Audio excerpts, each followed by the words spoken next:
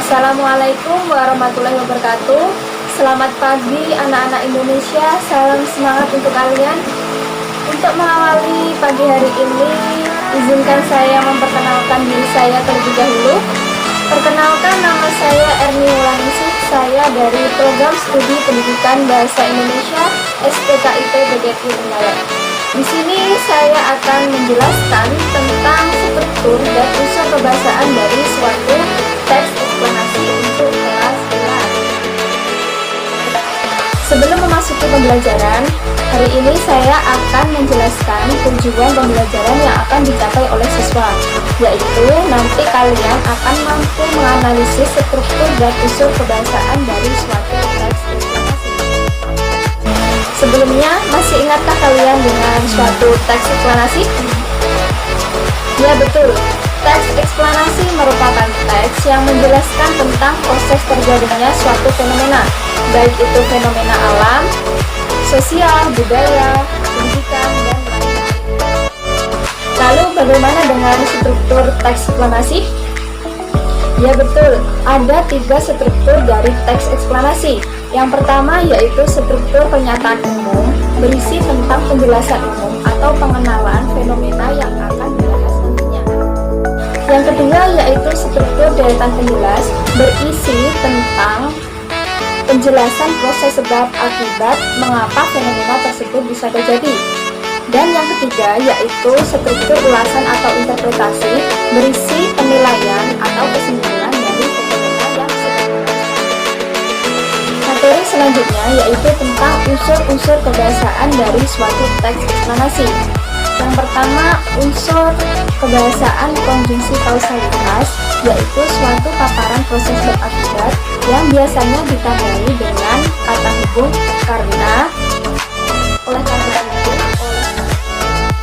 Yang kedua yaitu struktur kebahasaan konjungsi kronologis, yaitu suatu paparan proses berakibat yang ditandai dengan kata hubung, kemudian, lalu, dan pada akhirnya. Nah, untuk lebih jelasnya, marilah kita menganalisis bersama-sama tentang struktur dan unsur kebahasaan dari suatu teks eksplanasi. Coba perhatikan baik-baik ya. Unjuk rasa. Terjadi berbagai perubahan akhir-akhir ini. Di tengah berbagai situasi yang terjadi, banyak perubahan besar terjadi di berbagai bidang kehidupan masyarakat. Sehingga secara tidak langsung, perubahan positif menaikkan tingkat kebahagiaan masyarakat. Namun, perubahan negatif mendorong terjadinya beberapa hal.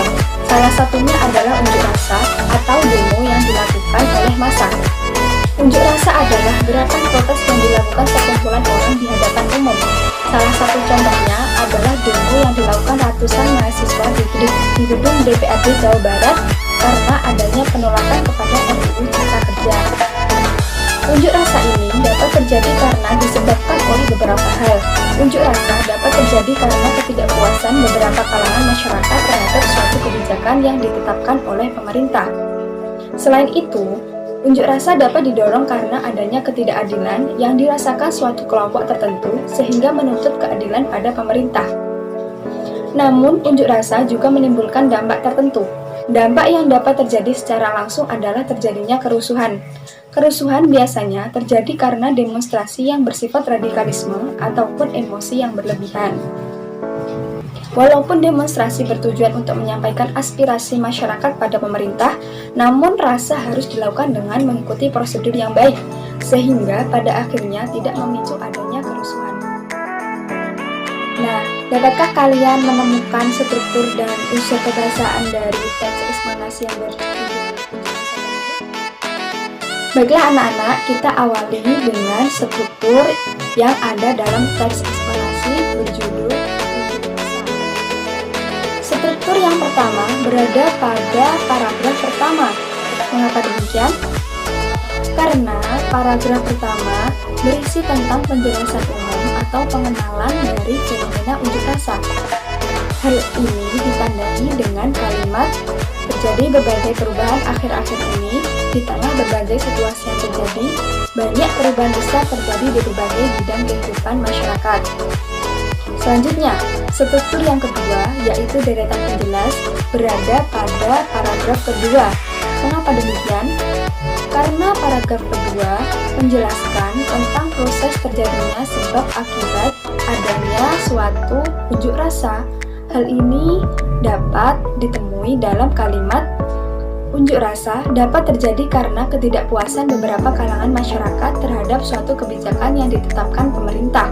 Selain itu, unjuk rasa dapat didorong karena adanya ketidakadilan yang dirasakan suatu kelompok tertentu sehingga menuntut keadilan pada pemerintah.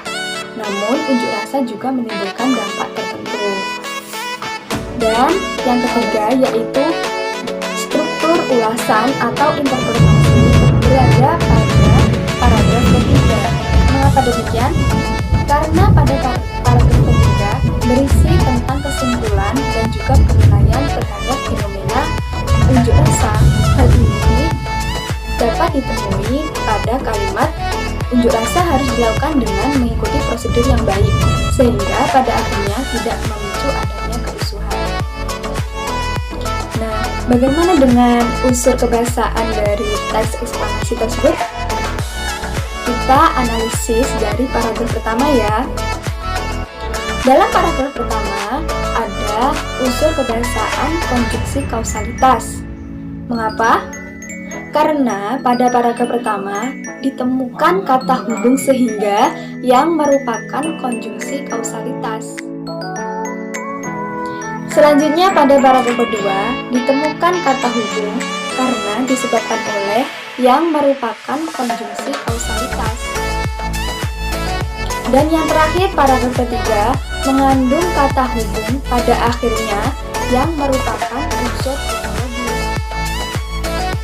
Nah, baiklah anak-anak, dari pembelajaran hari ini dapat kita simpulkan bahwa dalam suatu teks eksplanasi ada 3 struktur, yaitu yang pertama struktur pernyataan umum, yang kedua struktur deretan penjelas, dan yang ketiga adalah struktur ulasan atau interpretasi. Sedangkan unsur kebahasaannya ada 2, yaitu unsur kebahasaan konjungsi kausalitas dan konjungsi kronologis. Cukup sekian materi yang dapat saya sampaikan. Apabila ada kesalahan dalam tindak tutur, mohon maaf yang sebesar-besarnya. Wassalamualaikum warahmatullahi wabarakatuh.